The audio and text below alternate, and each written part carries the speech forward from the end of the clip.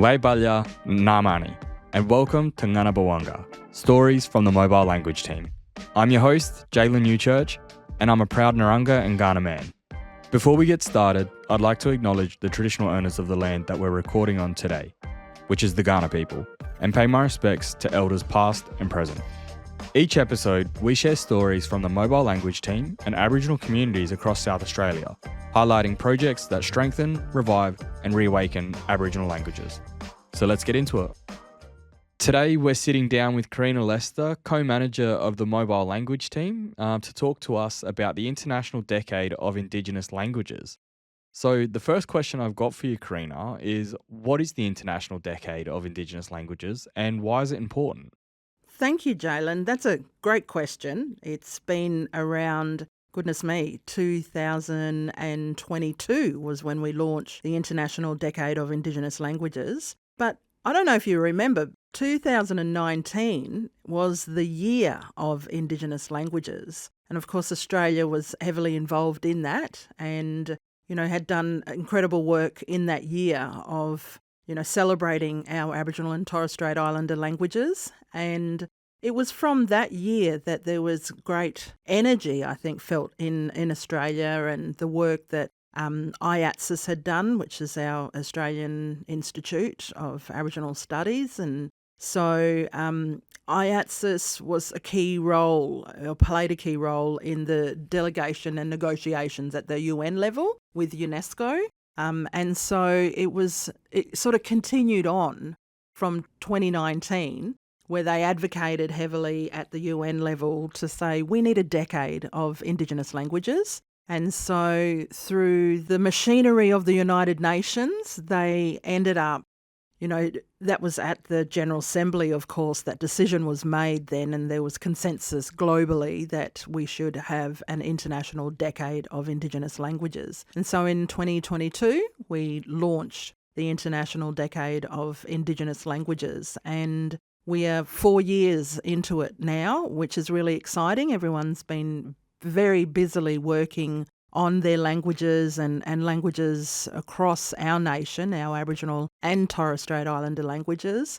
And it's a wonderful decade for us to really put a spotlight on our languages and the importance of our languages, but how important they are to our mobs, our countrymen across this nation and in the Torres Strait, and really work together in celebrating the importance of our languages, and so doing incredible work around revival, but also most importantly too, like revival, is focusing on those living languages as well. So, this is really a different side of, again, getting government, the Australian government, to acknowledge the importance and recognise the importance of our Aboriginal and Torres Strait Islander languages and the roles that it plays. And the role that it plays for, big decisions that are being made by government levels as well on how they're looking after our countrymen, but also, the knowledge that languages hold in works around caring for country. It might be, language interpreting and translation. So we've done a heavy focus on the importance of interpreters and translators, and that's under, things like the UN DRIP. It's a human right for us to have our information or information given to us in our languages, and that's the role that interpreters and translators play. Language legislation is something that's come out of the International Decade of Indigenous Languages, and that's come through their Global Action Plan. And so over the years, then since we launched it we actually launched Australia's action plan, Caring for Country, in 2023 at the Pulima. So I think that was, August 2023 at Pulima in Darwin, which is a incredible conference that we pulled together around languages and technology. And we launched it in 2023 with myself, actually, as a director. I'm a global, actually, I'm a member on the Global Task Force for the International Decade of Indigenous Languages, and myself and our ambassador, our First Nations ambassador, Justin Muhammad, we launched it, and we sort of beamed across to launch Australia's action plan to say we've got a plan to the world. These are our sort of key areas. So there are 5 pillars in there. And that's been the work of the Directions Group. So it's a really exciting time for them as well. they pull together that action plan. So Australia has an action plan for this decade, and we're 4 years into it. And so, there's a lot of work that is being done around the International Decade of Indigenous Languages, and we've still got 6 years to go. So, so important to continue to keep that momentum going on our languages across, our Aboriginal and Torres Strait Islander languages. So it's a really exciting time for us here in Australia. Yeah, no, really interesting and really exciting as well. And I guess it's, you're playing a big part in all of this stuff. And I guess you're wearing many hats that's there with it. I guess going back to, or being very specific with the mobile language team, how does the decade influence what the mobile language team is doing? Yeah, good question, because we certainly have discussed it as well around what does it mean now Australia's got this global, it's our action plan for the International Decade, Caring for Country, and there are some key themes in there. Caring for Country is so important because with those 5 themes like stop the loss and community first and, legislation as well, that's been parts of the work that the MLT, the Mobile Language Team, has been working on as well. And that's been a bit of my role as a co-manager to do the advocacy work at a political level, at a state government level. So we're very lucky as the MLT that we sit around, our peak body for our South Australian Aboriginal Community Controlled Organisation Network, SACON. With that foot in the door, that gives us sort of the, not power, but gives us a voice at that table to raise the importance of languages at a state level, because SACON has an agreement with the South Australian government around the Closing the Gap agenda. And that signing that we've got a plan, we've got an implementation plan between SACON and the South Australian government, and we sit around that table, which is really important. We've got a voice there around that table, and that voice has been really strong in advocating for the importance of our Aboriginal languages here in South Australia. So that really does pick up from that action plan, from Caring for Country, which is the work that the International Decade of Indigenous Languages Directions Group had worked on. And this is our way of being able to advocate at that state level. So that's really important. We've been doing a lot of advocacy work at that state level. We've been really wanting to work closely with the South Australian government, find out what their plan is, what they're wanting to do, whether it's regional recognition, whether it's, 2 years of, clear direction around languages, and really, again, drumming up the importance of our South Australian Aboriginal languages. And we do that as a team. We're connected with our community, we are guided by our community, and it's the community, South Australian Aboriginal community, that directs the mobile language team on their language activities. And so we've been across the state now, since 2009, we've been building those relationships and building those partnerships and really working closely with our community on what they want to do, not what linguists are saying that they need to do. And that's been a really big focus of the MLT, because we want to stop the loss of our South Australian Aboriginal languages. We want to look at how we can keep it strong by having pieces of, paper like legislation that is about protecting and preserving and funding our language activities, and for mobs to know that their languages are safe, and that they'll be there for the next generation. And acknowledging that we are all at different levels as well, whether we're reviving our languages or maintaining our languages, they play a key role for our mobs. And we know that as a small mobile language team, but we've been working at it for quite some time now, and it's been an incredible journey, and it really does honour what's in that International Decade of Indigenous Languages Global Action Plan, and then Australia's Action Plan, and the work that we do at the mobile language team level, working with our mobs across the state to honour that bit of big work that was done and continue to make sure that we keep our languages strong and alive and for the next generation. Yeah. And like you said, we're, 4 years now into it. So next year, we're halfway through the decade. Can you give us a comment about what progress has been made, and have there been any challenges along the way? Always challenges, Bruss. There's always hurdles and brick walls and, very robust conversations when it comes to languages. We need to find our voices and our First Nations mob across the nation, but, our Aboriginal people in South Australia, we need to be vocal about it as well around how important language is to us. And as a speaker, as I'm a speaker, a Yankunytjatjara speaker of my language, it's really important that legislation is there to protect it and to really make sure that it's looking after and taking care, it's preserving our languages for the next generation. But it does put the, focus on other areas that are needed. And, as a speaker, you need interpreters and translators. And, it's a big area that we want to start to look at. And I often talk about shifting a narrative, We need to have things like bilingual education in communities where language is strong. And we're very lucky. I think this year in 9th of February in 2026, we co-signed the bilingual plan. And so we're off to a great start in 2026 in that we want to have bilingual education rolled out across areas like the Aboriginal and Yankunytjatjara lands. So that's a really exciting time. And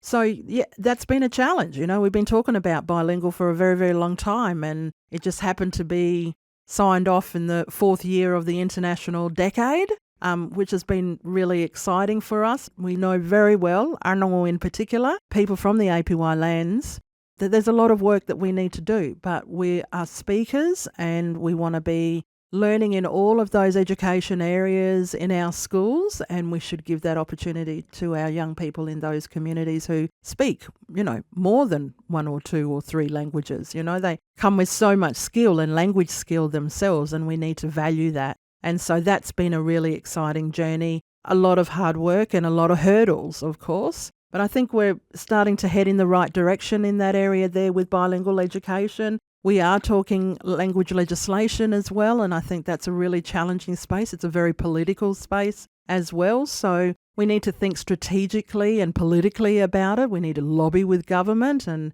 as you'd know, not so long ago, I think it was last weekend, we went through a state election here in South Australia, and everybody was sort of holding their breath to see who'd come into power, and we had a fair idea, and it's good because Labor's been around and Labor will continue.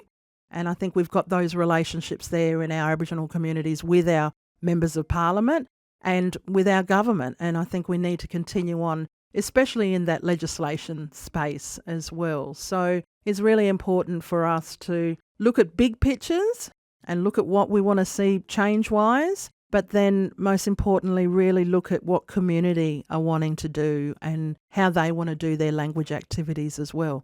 Welcomes to country. They might want to sit down and work on a dialogue around a kitchen table in their language. Those really simple things are really important to our mob in our state of South Australia. And I think we're in a really good direction of, getting that story out. And the team, the mobile language team, part of our role is to celebrate all those incredible works that are happening across our state as well, and I want to see more of that as well because I want to see all the great work that's happening, and I would love the whole of South Australia to know of all this incredible work that the mobile language team has been doing over those years now. It's over a decade, so it's exciting.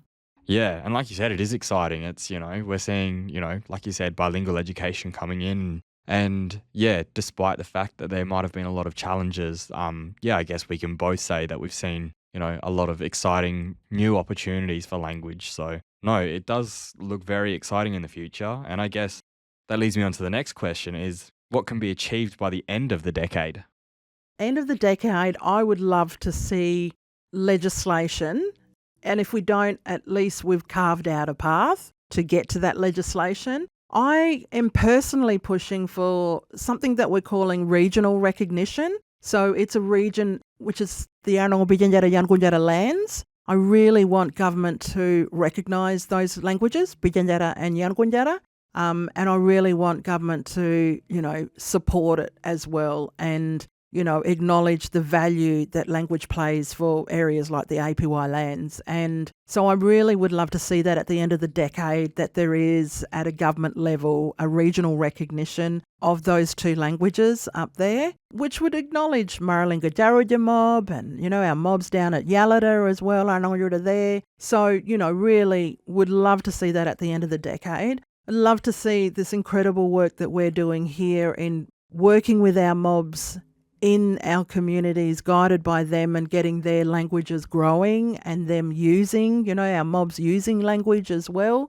That would be so amazing to see how Arabana language has grown, to see how Diri language has grown, and, to work closely and be guided by our incredible linguists that we have in our team who can help to do that language nitty-gritty stuff, the linguistic stuff, which is sometimes, I know my mob don't worry about linguistic stuff, but they're speakers, but it's been exciting in knowing how it's structured. And, there might be works that are needed across our state as well with our Aboriginal communities on pulling together a word list or helping to write a welcome to country or coming up with great little books that children can read in their local language as well. So we'd love to continue to make incredible resources that are out there being used by our mobs in our communities, and, really want to see this pride back into our state of South Australia that languages matter and it plays a crucial role for us, whether it's revival languages or living languages.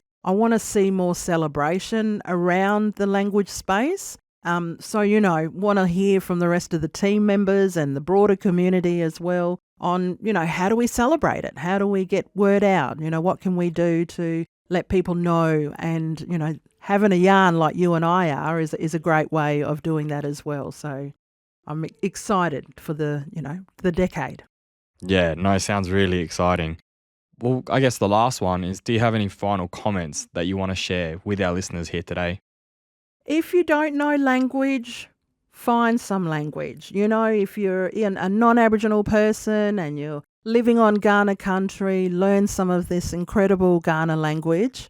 If you're a speaker and you're out there working, whether you're in the school or whether you're in your own little community doing your language activities and language work, keep up the incredible work that you're doing because it counts and it's important to you.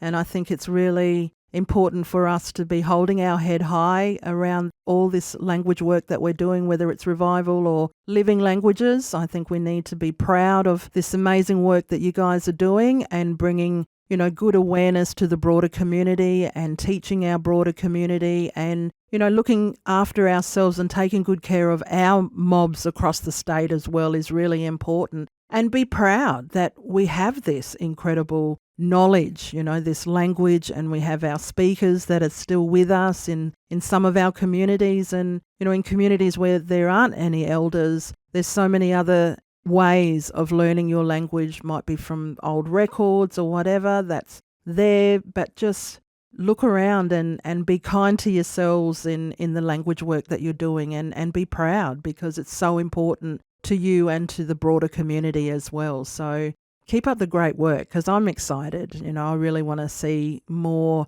language activities and more passion in the community around keeping our languages strong and alive and ongoing for the next generation. Yeah, no, it'll be really great. Well, thanks for coming in, Karina, for a yarn and talking to us about the International Decade of Indigenous Languages. Some really important conversations that should be happening, and I'm really excited to see how the next couple of years pan out. Thanks for listening to Ngana Bawanga, Stories from the Mobile Language Team, a podcast from the Mobile Language Team at Adelaide University. If you want to learn more about the work we do supporting Aboriginal languages across South Australia, visit the Mobile Language Team website. Thanks for joining us, and we look forward to sharing more about language in future episodes. Nakara.